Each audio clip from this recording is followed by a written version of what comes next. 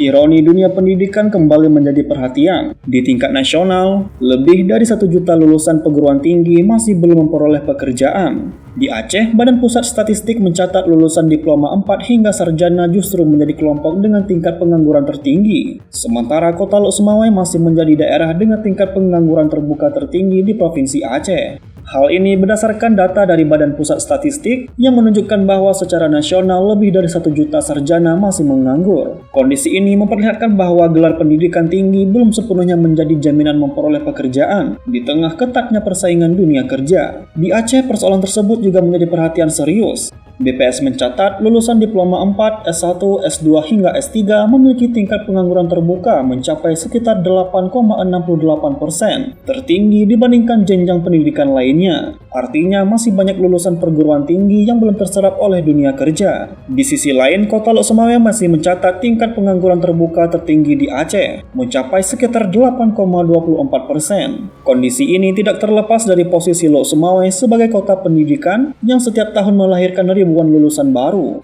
Sementara pertumbuhan investasi dan industri yang mampu menyerap tenaga kerja dinilai belum sebanding. Sejumlah kalangan menilai terbatasnya lapangan kerja karena pemerintah belum berhasil melakukan terobosan untuk menciptakan lapangan kerja, minimnya investasi sektor industri, serta belum optimalnya keterhubungan antara perguruan tinggi dan dunia usaha, menjadi penyebab lulusan baru harus menunggu lebih lama untuk mendapatkan pekerjaan. Tingginya angka pengangguran sarjana menjadi alarm bagi pemerintah pusat maupun daerah. Tanpa percepatan investasi, perkembangan kawasan industri, dan penciptaan lapangan kerja baru, lulusan perguruan tinggi akan terus menghadapi kenyataan pahit memiliki ijazah tetapi belum memiliki pekerjaan. Dari Kota Lok Sumawai, Denny Muhtadi melaporkan untuk Puja TV.